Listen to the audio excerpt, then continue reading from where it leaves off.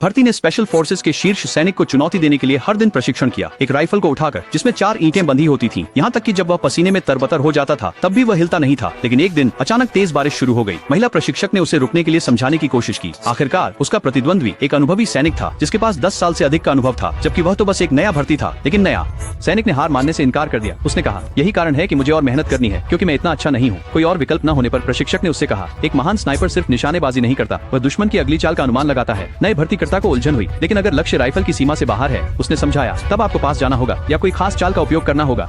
दायरा बढ़ाने के लिए एक आर्क में फायर करें। इस तकनीक के लिए हवा की दिशा और गति की सटीक गणना की आवश्यकता थी। बहुत कम लोग ही इसे कर पाए थे। उनमें से एक भर्ती का खुद का पिता था। इससे उसे और भी अधिक प्रेरणा मिली। अंततः चुनौती का दिन आ गया। नवसिखुआ और सर्वश्रेष्ठ सैनिक एक दूसरे के बगल में खड़े थे। उन्होंने एक दूसरे को संक्षेप में देखा, फिर दोनों ने गोली चलाई। 800 मीटर दूर एक बियर की बोतल को एक ही समय पर मार गिराया। इसके बाद वे दूसरे स्नाइपिंग स्थान तक दौड़े। इस बार की दूरी थी 1500 मीटर। फिर से दोनों ने अपने लक्ष्य को भेदा, क्योंकि अभी भी कोई स्पष्ट विजेता नहीं था। प्रशिक्षक ने उन्हें एक कठिन कार्य दिया। 30 किलोग्राम के गियर के साथ दौड़े, 15 किलोमीटर दौड़े और 2000 मीटर ऊंचे पर्वत शिखर तक चढ़े। फिर 2000 मीटर दूर लक्ष्य को भेदें। समस्या क्या थी? उनकी राइफल्स की प्रभावी सीमा केवल 1500 मीटर थी। सफल होने के लिए उन्हें सटीक कोण में गोली चलानी होगी और सब कुछ सही गणना करनी होगी। हालात को और खराब करते हुए भारी बारिश हो रही थी और पहाड़ पर धुंध छा गई थी। स्पॉटर ने गोलीबारी को रोकने का सुझाव दिया। शीर्ष सैनिक ने निशाना लगाया, लेकिन संभावनाओं का आकलन करने के बाद उसने हार मान ली। हालांकि नया भर्ती अपना स्कोप लगातार समायोजित करता रहा। उसे प्रशिक्षक के शब्द याद आए। अपने दिमाग में गणना करने के बाद उसने ट्रिगर दबाया। गोली उड़कर लक्ष्य के बिल्कुल केंद्र पर लगी। सभी हैरान रह गए,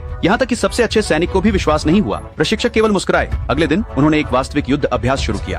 जैसे ही वे उतरने वाले थे, उन्हें सशस्त्र दुश्मनों ने देख लिया और उन्हें हवा में ही वापस गोली चलानी पड़ी। अजीब बात यह थी कि उस अफरा तफरी में भी उन्होंने जल्दी से दुश्मनों को गिरा दिया और क्षेत्र पर कब्जा कर लिया, जबकि बाकी लोग बंधकों को बचाने पर ध्यान केंद्रित कर रहे थे। नए भर्ती को कुछ गलत लग रहा था, इसलिए उसने चुपके से रास्ते में विस्फोटक लगा दिए। जैसे ही वे बंधकों को बाहर निकाल रहे थे, एक समूह ने उन पर घात लगा दिया।